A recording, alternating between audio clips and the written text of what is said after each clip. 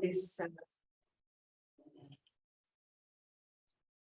So welcome to MyFest 23, that's Roots and Shoots, Inclusive Learning Design with Virna Rossi.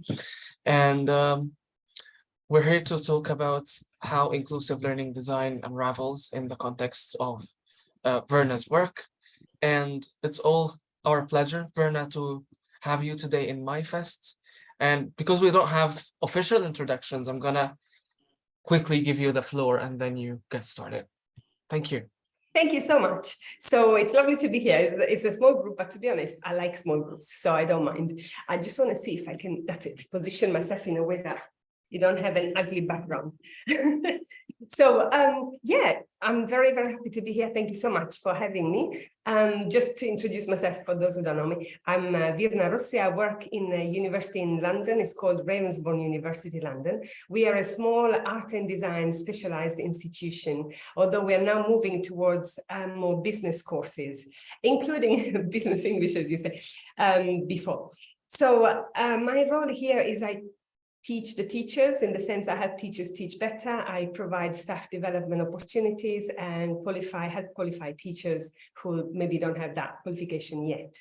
And as part of that, for many years, one of the modules that I teach is called curriculum design. And so obviously I was helping staff design as well as implement different types of learning journeys. For example, sometimes it's a whole course, sometimes it's a module. It depends where you live, what it's called, maybe a unit. So sometimes smaller, say 1 semester, 1 term, sometimes over a whole year. That's the type of things that they were designing, courses, shorter, longer, etc. But every time I did that, I found that there was something sort of missing. It wasn't like, in the sense, the approaches that were out there to design learning, there was always something that didn't quite fit with my ideas or even with our context. So eventually I developed my own approach, which is called Roots to Shoots. And it's actually a book which has come out from Routledge, Inclusive Learning Design in Higher Education, a Practical Guide. So it's culminated in the writing of this book with the help of 88 contributors, which is amazing. I must say, I'm really proud of the fact that I managed to involve so many perspectives and voices from all over the world. So that's what I'll be talking to you about. But before I do that, I want to start. So I'm going to share, let's see if I can do this. I'm going to just share some slides. But, can I share? Is that okay? Share screen? Yeah, okay, good. Let me find here. Right, okay. Because, you know, now with Teams, everything is Teams, but I so much prefer Zoom. So now this is Zoom, yes. Now let's see if I can do this. Okay, so could you just confirm you see my slides in the full screen? Yeah, good. Okay, so the first thing I want to ask you is acknowledging, you know, that you're here as human beings, having taken the time out of your schedules, which I really appreciate. So I'm going to ask you, how do you feel today? Which tree are you? And why? You can use the chat, but also because there's only a few of us, you can just speak out. So just in case you can't see, because unfortunately the writing is a little bit small, I'm going to read. Number 1 is healthy tree. Number 2, rooted tree. 3, fruit tree. Hospitable tree. 4, 5, blossom tree. 6, play with me tree.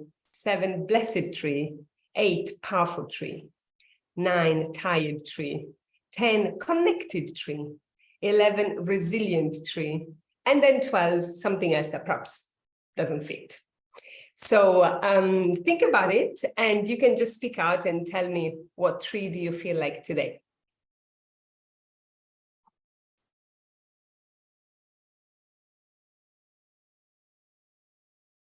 Yes, I feel so hospitable and connected. Yes. Especially today, hosting this, you must do it. I'm gonna, sorry, I've had this terrible cough for 3 weeks. Connected, Heather, as well. Yeah, I think I feel connected as well. For example, to you right now.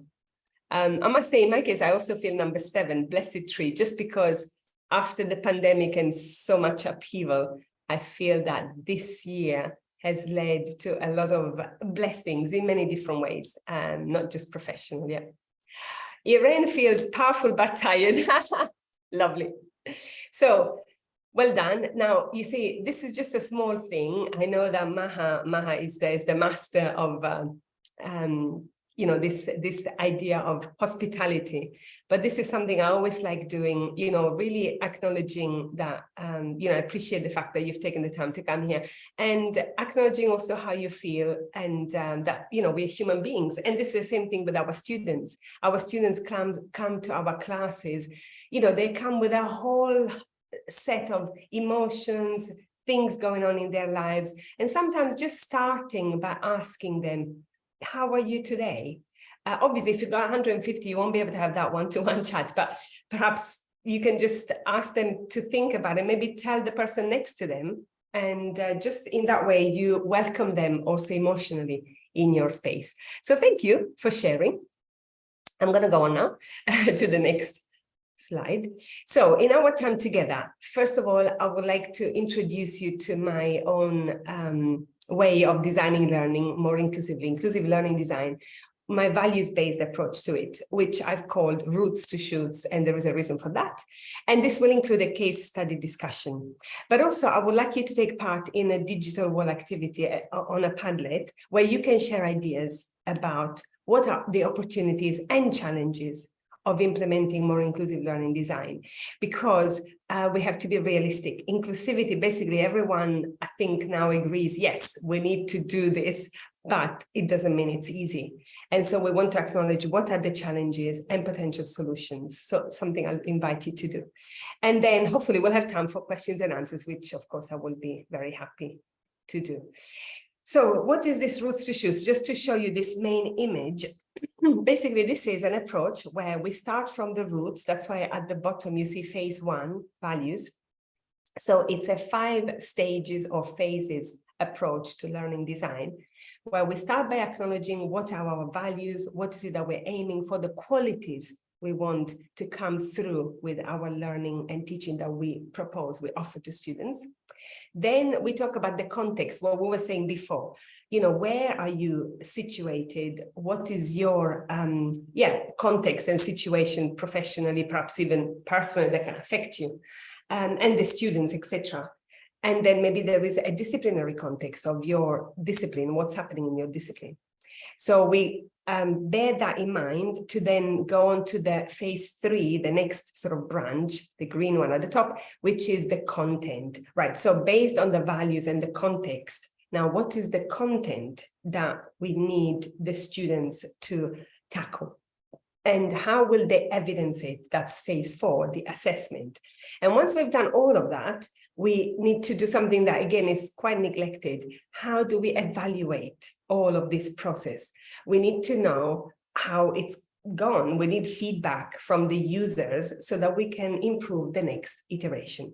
So literally, in a nutshell, that's what the Roots to Shoots approach is about, is going through these 5 phases, thinking about each one of them in turn, and creating that big picture of the learning journey, course, module, whatever it is that you design or you offer, so that we can be much better prepared when we offer it to the students, perhaps then develop more detailed plans later on. This is the big picture, and then the detailed plans follow.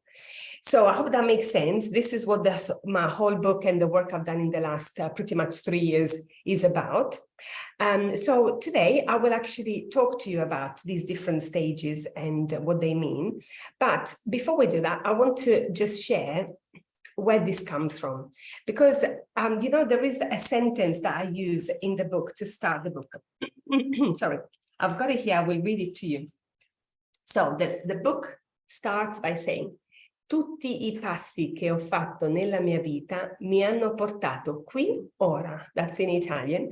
It's a quote from Alberto Garutti, who is an artist. And in English, it means, every step I have taken in my life has led me here now. And so there is something about our professional journeys where there is, I really very much believe there is a cumulative effect, even if we change fields, but we are this cocktail which comes from all the experiences, all the different ideas and things we've tried, even research we've read, activities we've been involved in, all of that makes us who we are professionally. And so in my case, I thought, well, who are my influencers? I think you know some of them, because the one in the middle is Maha Bali. Now, she's been one of my biggest influences in the past few years when I've come to know her through her work about intentionally equitable hospitality. But before that, I think the seeds had been sown by others. For example, you may recognize Freire at the top, and Salkan, who's the pioneer of, like, I think it must be about 20 years ago, that he came up with this idea of revolutionizing education using videos, which then led to asynchronous learning and flipped learning and MOOCs, etc. So that, for me at the time, 20 years ago, when I was started teaching, in fact, that was like the big revolutionary idea, and seeing how that's developed, it's been amazing, really. These other colleagues you see here, they have provided me input in many different ways. Some of them I've actually met in person. I've been fortunate enough. But if you're not familiar, to the right, it's Tracy Addy, and she's written about she's actually written a book, What Inclusive Educators Do. And I love that. She's also recorded a podcast. All of this you will find in the references at the end. I'll give you these slides. Bottom right is Amrita Narang. She works for QAA, which is the body that has the oversight of quality in the UK. And she's written about decolonizing the curriculum. I've also shared in a research that she's doing about this. And so her ideas have also influenced me more recently, let's say. So that's sort of more or less the chronological order. But this is only the tip of the iceberg, because if I had to put here, all of the researchers and professional networks that have affected me, it would be a very, very long list. But I just thought it's good, again, a bit of an example for you. Perhaps it's good for you to think about, who are my influencers professionally? Which ideas have I been exposed to and have affected me, perhaps shaped the way I see things?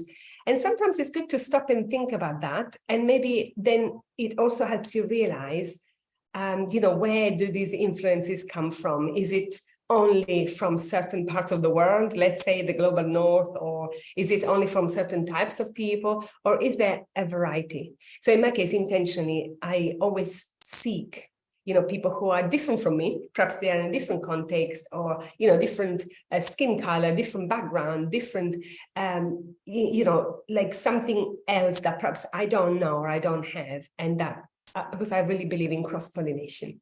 So that's what I'm always aiming for. So something good for you to think about as well, your influencers.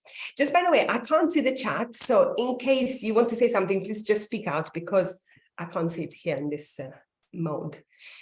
So how do we define inclusive learning design? Because it's very difficult to define, and especially to agree on a definition. Now, this is the definition I've come up with, which is in the book. But to be honest, it's still a working definition, because these things evolve and change. Inclusive learning design is design that considers the full range of human diversity with its complexity. It is designing learning environments, experiences, activities, tasks, assessment, and feedback with students' voice and choice at its heart, so that students can grow academically, culturally, and socially. I know there's a lot to take in when you read that. I also read it a bit fast. But really, for me, the idea of acknowledging human diversity and its complexity, and bearing in mind all different aspects, that's why I listed there, experiences, activities, tasks, says all of it. I think it needs to have students' voice and choice at its heart. And also the fact that we're not helping students just grow academically. So for example, say the case of Heather, who teaches English, business English. Obviously, that's the main purpose why you're there and the students are there. But these are also human beings, and they will develop and grow and evolve as human beings in certain directions. And that also will depend on the way that we do things, not just the content, but how we teach them. So for example, this idea of giving them a choice, a voice, the hospitality that they can receive from us when they join our courses. So they grow not just academically, but we also affect the way they grow socially and culturally as well. So something to bear in mind. I'm sure there might be, as I said, ways in which this definition will evolve or perhaps change in the future. But at the moment, I think it's worked for me. So going back to this approach of the roots to shoots, the first thing I've done is I have taken, so I was obviously trying to articulate the values that, for my book and for my practice. And I had so many, it was difficult to pin them to, just a few. I thought, how can I put in a few headings? So in the end, I took the word inclusive and turned it into an acronym, INCLU, which of course that's got its pros and cons, because when you have to form an acronym, then certain words perhaps, don't exactly fit, but I think it worked. So the first one, the roots, I took the word inclusive, turned into an acronym, and those are the 9 values that I sort of want to highlight in my practice, my drivers. So first of all, I want to ask you your drivers. What values, what qualities do you want to embed? So I'm going to ask you this question. If you want to use the chat, which values inform your inclusive? So you want to make your work more inclusive, let's say, learning design and practice as teachers or practitioners. So if you can come up maybe with 3 or 5 values, perhaps you can think about qualities. What do you want it to look like, to feel like, to highlight? So I'll give you a minute or so to write your ideas in the chat. Let's see what you can come up with. Don't worry if there's no right or wrong. So you can just share.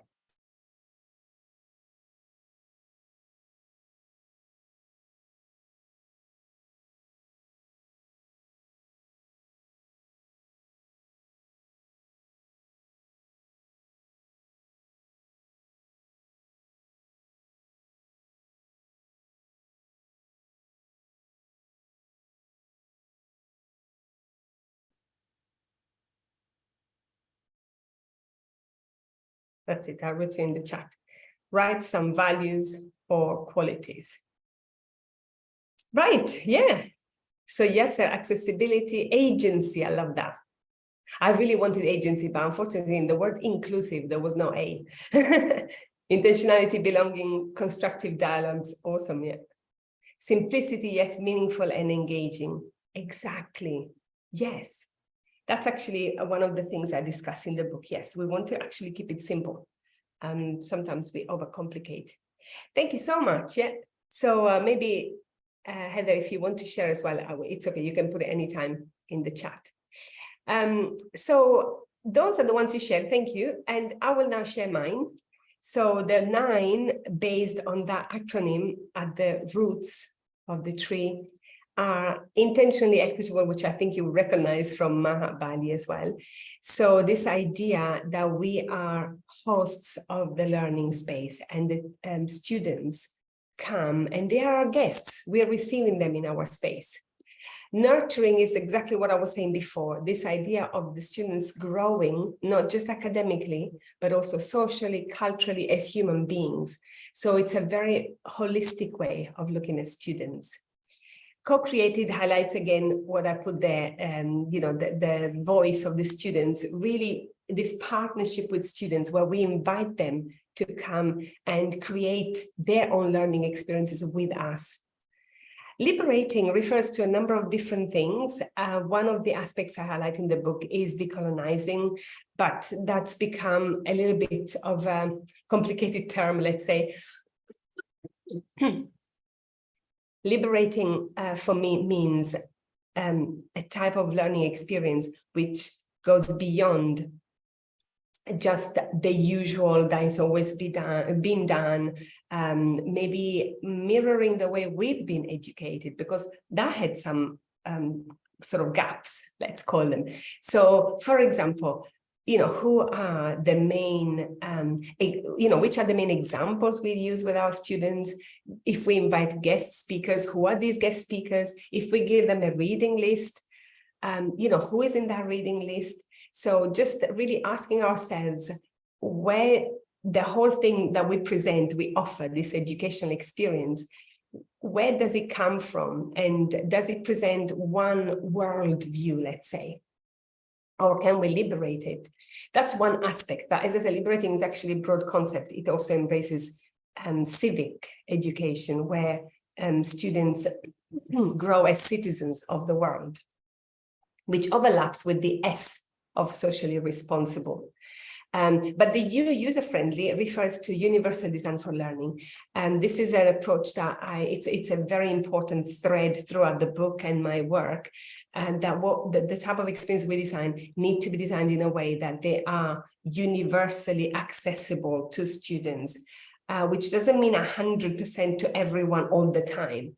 But it means that we take the time and we anticipate what issues or barriers there might be, and we try to eliminate as many of them at the outset, rather than waiting and reacting to maybe a barrier or a need that a student talks to us about. So user-friendly means making it really accessible for students as much as possible. Socially responsible, as I said, was a bit the overlap. So this is about how can we, in whatever we do, it doesn't matter what subject, in what commas, we teach or field we operate, but because we are dealing with people, and these people, for example, they are going to be future users of goods, maybe producers of goods, digital content, whatever is it that they go to do in their lives. Can we instill this idea that we're all here to really make this world a better place? And for example, just as an example, if we do an activity with our students and we have physical resources that we use, can we use recycled or recyclable materials and highlight that? So can we instill sustainable practices? For example, this again now overlaps with the E, ecological, at the end there, the last one. So the I, integrative or integrative, you can say both, is about making connections. And one way of integrating is definitely integrating research with practice, but also cross institution, for example, interdisciplinary integration, where we pull what I was saying before, the cross-pollination. We provide opportunities where the students can make connections between different fields, different subjects, different ideas, maybe ways of working. So it's not a fragmented, disconnected experience. It's the opposite. It's integrated. And then the V of values-based is what we're talking about, really highlighting what are the values that matter in education to us. What are we trying to achieve besides teaching them this XYZ subject, let's call it. So really becoming aware of our values puts us in a much better position when we then design learning, because we can check back and we can say, okay, have I been able to, for example, transmit this value or that value? How did this value actually show in practice? For example, say the user-friendly, etc.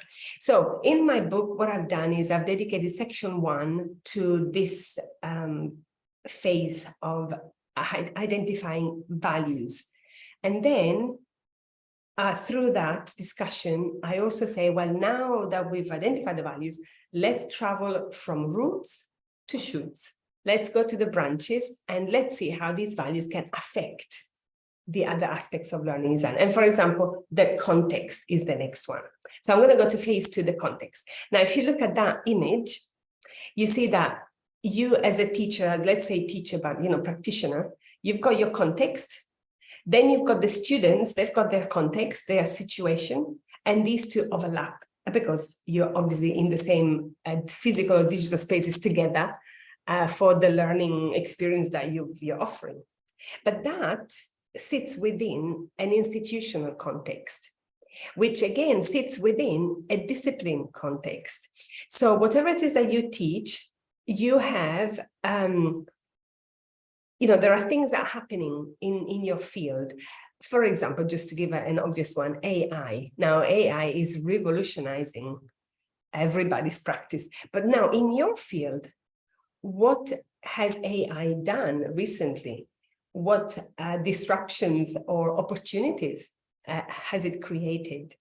So that's a disciplinary context. Then let's say within your institution, what's happening in your institution? What are the initiatives, the agenda at the moment? And what about you then and your students? What are your contexts? You know, what's happening in your lives, in your professional life? For example, what Heather was saying before, the students are, you know, in the second, third year, so there is a certain age range. There is also this thing that perhaps they're looking into what next after their graduation. Are they going to go to work? Are they going to pursue other studies, etc.? So all of those contextual factors. My main question here is, which contextual factors inform your inclusive, hopefully, learning, design, and practices? And now, right now, we're not going to answer, but just for you to think about, what's your situation? So when you, basically what I'm saying to colleagues is, if you have to design, let's say, a module, a course, a unit, whatever it is, your workshop even, just stop and think. Number one, what are my values? What am I trying to achieve? Number two, what's the context here? So if you clarify that in your mind, it will just help you bear those elements in mind as you design. So then once you've done that, you can go on to the third phase, which is the content. This is both the what and the how of learning on your course. And the main question is, how can you provide input and practice in a more inclusive way? The input means what you teach, the practice, you know, the activities, the tasks, exercises, you know, whatever it is that you ask the students to do in order to practice their learning. And what are the challenges in this respect? Now, in my case, for this phase, for the content, what I highlight in the book and in my approach is learning thresholds, which means those sticky points, which are also very transformational for students. That when they get that, it's as if the penny drops and a new way of understanding opens up. I think that you can all relate to that. I'm going to give you an example. With teacher education, because I teach the teachers, one learning threshold, which affects both the thinking and the practice, is that teaching is not telling. So you see a lot of teachers, when they join the course and they're new teachers, they think, oh, you know, what's teaching about? Well, I have to tell them X, Y, Z, and then they will know it because I told them. Oh, yeah, it doesn't quite work like that. Teaching is not telling. It might be a little bit of input in terms of transmission in that sense, but most of it is what the students do. Their practice, their conversation, their thinking, literally, and development of, you know, cognitively of whatever it is that you're presenting. So for me, in my practice, the fact that teaching is not telling is actually a threshold concept, which also affects practice, because the teachers have to really eventually understand what that means and how does that affect then their practice. And so that's just to give an example. Every field will have its own learning thresholds, which are transformative. Then UDL is another way in terms of how we present things, University Design for Learning, and also highlighting the asynchronous elements of learning, because since COVID especially, I think we got a little bit more used to this. For example, maybe using flipped learning, where we can present some of the information or content beforehand, and that helps also with neurodiversity, for example, for students who may struggle with being presented with new ideas and then straight away applying. For some students might be very difficult, this, you know, and also making it relevant, which goes back to what Irene was saying. So the content will be based on that contextual analysis and the values. And then what follows is the phase for the assessment. Based on the big ideas, on the learning thresholds that you've identified, the question would be, how can you design more inclusive assessment outputs and feedback? What is it that you want the students to do, to make, to say, to show their learning? And how are they going to receive feedback from whom and when? And then what are the challenges of that? And again, here, the main ideas you see at the bottom are the choice and voice, the self and peer assessment and feedback strategy that we can put in place, and the element of reflection. We want the student to really think about their learning, including where they got it wrong, so that we can help them then, not just we give feedback and that's it, you know, we've done our job and oh, of course they got it. Well, did they? Have they engaged with that feedback? Does the feedback feed forward? And does it help them reflect on their learning? So these are the phases. I'm sorry I went very fast, but the reason I wanted to just give you this overview because I'm aware of time, and I wanted to have the time to show you, which in fact I ran out of time. The case study here that I wanted to show from Australia in this case is on, just to give an example of this assessment, is on the companion website. So I'm opening it right now. I hope you can see it. Has it gone to the companion website yet? Okay. Not yet. It should have opened in your laptop. Then you can click on it so that we can see. Okay, so I've gone on it. Okay. No, I think you probably stop sharing. Yeah. And then click on what you want to. Okay, I see what you mean. Because in the past you said, so how about now? Here, now we see it, yes. Yeah, so this is the companion website to the book, Inclusive Learning Design, and it mirrors the structure of the book itself. So you can see here, I've clicked on the menu, you can see the sections that I just discussed with you, section 1, 2, 3, 4, and then 5, we're coming to it. So in section 4, chapter 9, self and peer assessment and feedback, this is a chapter that talks about this particular aspect of how we can design learning where there is that element of self and peer assessment. And the case study, just because of time, I won't have the time to go through it, but some case studies are only in the book, but some case studies are actually only on the website. And in this case, this is it. Developing feedback literacy in modeling professional practice, peer assessment among digital learning professionals. So these colleagues teach a particular course where it's called the Digital Learning Design and Assessment. It's a foundational theoretical unit within the Graduate Certificate and Master of Digital Learning Leadership course at Deakin University in Australia. So they teach that. And what they've done is they haven't made big major changes to their course, but what they wanted to do is give the students an opportunity for self and peer assessment.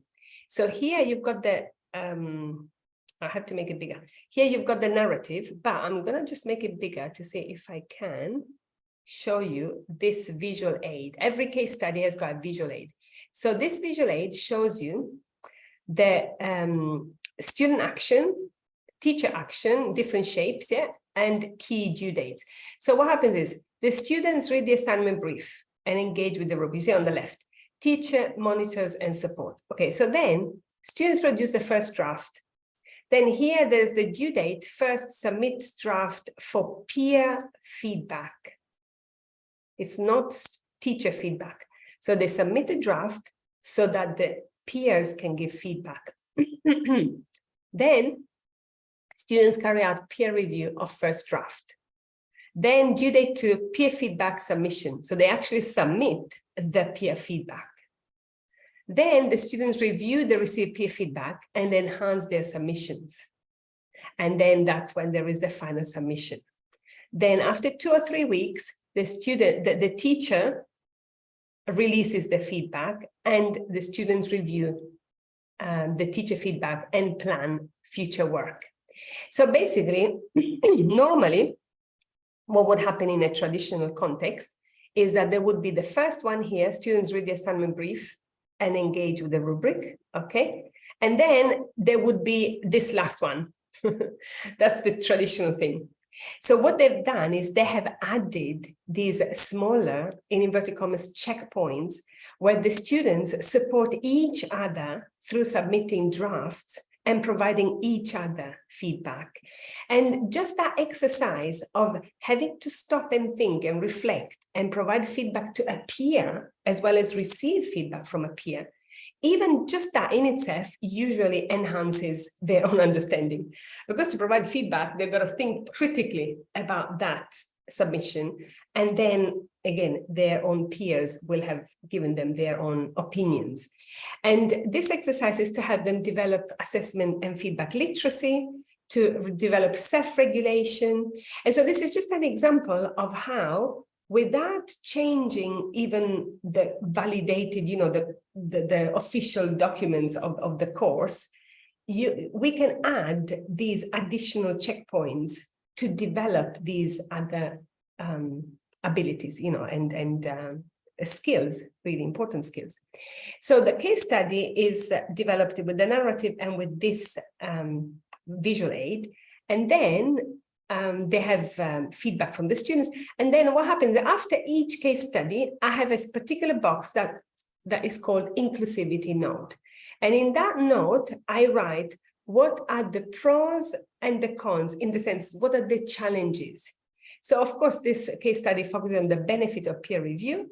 And then what are the challenges? For example, here I wrote, the challenge lies in identifying the right amount and the right stage to introduce it, this type of, undergraduate students in their first year, especially if they're overseas students from very different education systems, have much to adjust to and benefit from more direct teacher guidance and feedback. But as students grow academically, they can better gauge the quality of their own and others' outputs. This is when integrating an increasing amount of self and peer assessment is most beneficial.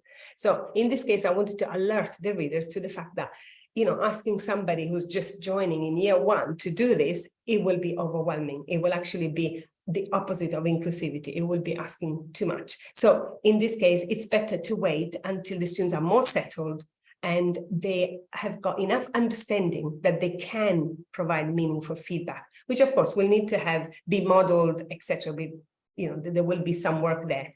So it's just an example I wanted to show you from the companion website of how the case studies work. And in the printed edition is exactly the same thing. There is the case study and there is the inclusivity note, and there is always a visual aid. So having talked now for this long, let me go back to the PowerPoint. I'm gonna, is that the one? Am I in the right one? Yes. So I'm going to ask you now, and then of course, the last thing is the evaluation, where the main question is, how will you evaluate your efforts to design more inclusive learning and what are the challenges? And so now I would like us to go onto this Padlet, which I'm going to take the link. Let me just, hold on. I want to put the link in the chat. But I don't know if maybe I have to stop sharing.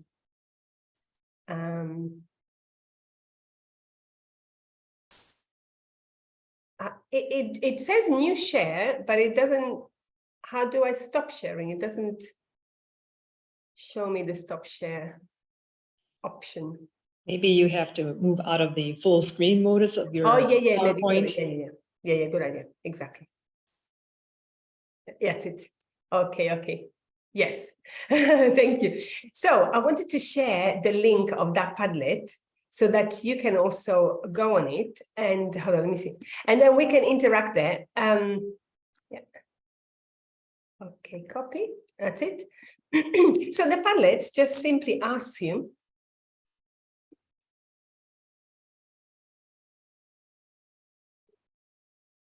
that's it. So please let me know if you're able to access it. Oh, I wonder, can you access it? Does it tell you there's no permission? It says it's private, yes. Sorry. Yes, it's private, Because yeah.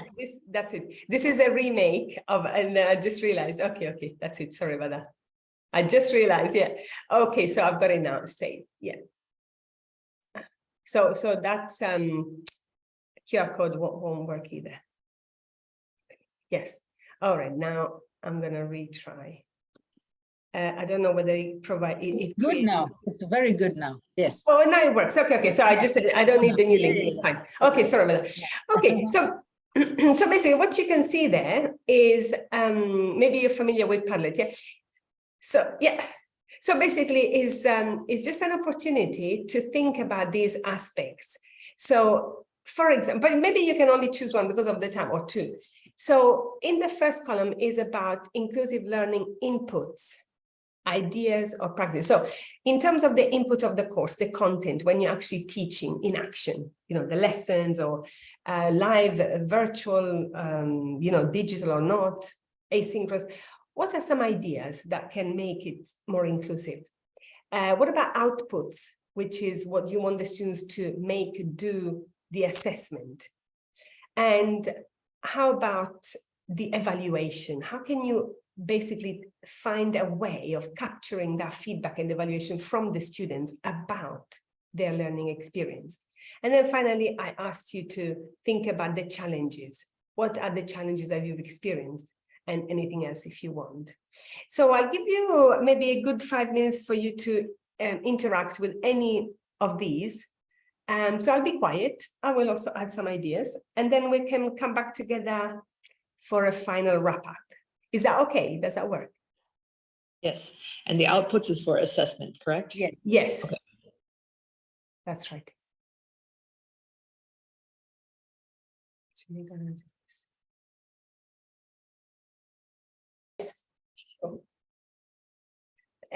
As you put on the Padlet here, the input should be short and sweet, yeah, in steps, exactly. So that scaffolding, getting there, accommodations is interesting about outputs as well. Thank you. I will read that in a minute. I just suggested legacy assessments where students produce something that then future cohorts can also use it. Flexible due dates, that's a really good important way of being more inclusive. Soft deadlines, yeah. And then with the evaluation, I just put the link there to a case study again on the companion website about mini checks at the end of a lesson. And this is a case study from Canada. So you can have a look later on. And of course, mid-course, very important as well. So challenges, feedback, exactly. It's very difficult to ask and receive honest feedback because we only like good feedback, don't we? So that is the truth. But sorry, as painful as it is, I think that when somebody gives you feedback that is not very positive, but in the sense because something hasn't worked very well, it does really prompt change. And so as painful as it is, it's true, it's really, really important. It's very formative. Lack of supporting guidance, yes, very true. Yeah, it's very true. Even the idea of inclusive environment, what is it? Actually, grading, very interesting point, yeah. And I also talk, as you said, the mindset. Now, it's interesting because this is why I wrote my book. So I'm going to stop sharing so I can see. To be honest, this is why I wrote my book, because it's called a practical guide, but also the bottom line is, what can we do in our sphere of influence as teachers, whatever that is, if it's even just your own cohort, what can you actually do in practice? And sometimes it's very difficult for teachers if they haven't experienced or they are not encouraged internally to adopt certain practices. Where do you start from? Like, you don't even know what that looks like, what it's supposed to look like. And so that was the idea behind the book and providing so many case studies, because these are real people, colleagues of ours in many different contexts. I've got people from Eswatini, from Pakistan, all of them from Europe, from America, from Australia, from literally all the continents, teaching usually in higher education, universities, but also other sectors. And that's the whole idea, that they can say, okay, basically, look, I've tried this. This is how it went. This is the feedback I received from students. And then my note tells you, look, it worked in this context, and this is why. Also, watch out for these challenges. Because you may need to consider X, Y, Z. So that's the idea, providing a menu of practical ideas, choices, so that teachers can adopt and adapt what works, because you've got your own taste and you've got your own style, teaching style, as well as your context. And so putting together all those elements, you can create your own special cocktail of what inclusive learning design is in your specific context. Sorry. I'm sorry, my throat is not happy, hasn't been happy for a while.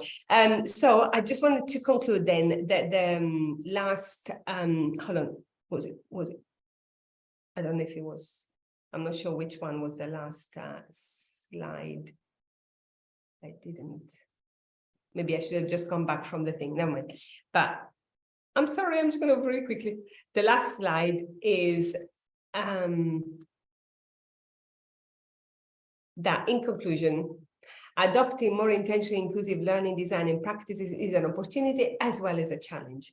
If we collaboratively design learning experiences from roots to shoots, addressing the values, then the context, the content, the assessment, evaluation, we are likely to produce more inclusive, better learning journeys for our students without major course overhauls, which might not be within our reach.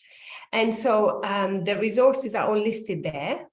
Not only my book with the inclusive learning design, obviously open access website, which mirrors the book. There's quite a lot there, and I will keep adding, including videos from colleagues who talk about these things. And then the influences that I mentioned earlier on. So I'm going to stop sharing. Unfortunately, we've come to 10:59, but if there are any questions or comments or anything, I'll be very happy to, talk about it for a few minutes.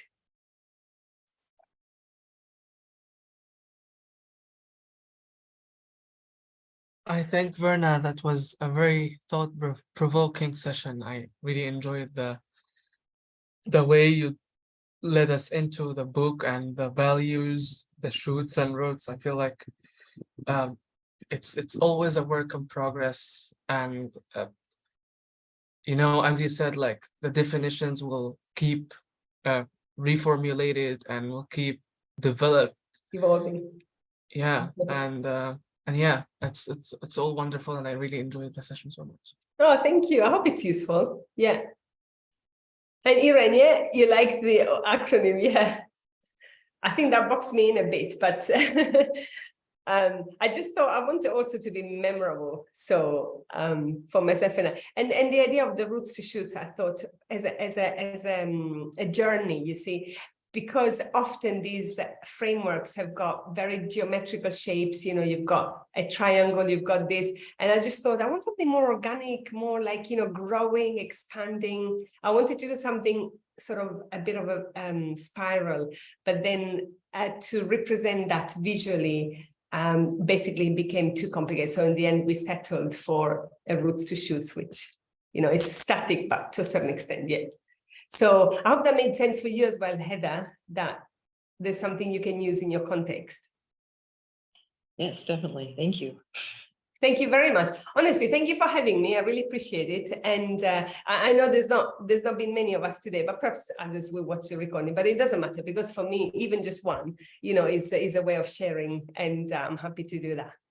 So thank you so much. Unfortunately, I have to also go because now I've got another meeting. But if there's anything, question, because sometimes they come later on, please reach out. I don't know if you're on Twitter. I'm quite active on Twitter. But I'm just going to put it here, my Virna Rossi, very simple, that's my handle. And you're very welcome to connect with me. I know that Twitter now has become a bit question mark how many people are going to stay on it, but at the moment I think a lot of people are there. So please, if you're on Twitter, say hello and get in touch, because that would be lovely. Yeah. And so, yeah, how do we do for the slides? Do I send it to you, Yasser and Irene, and then you share Yes, it? I'll pass it on to Dr. Maha, then she can pass it on to all the MyFest people who are registered into MyFest. We will have access to slides because you gave us permission to do so. So Sure, thank you so much. Fantastic. And, I'll send them to you. Okay, and thank you so much for Irene and Heather for joining, and thanks for you, Virna. Now, thank you, honestly. Enjoy your day wherever you are, the rest of the day, and take care then.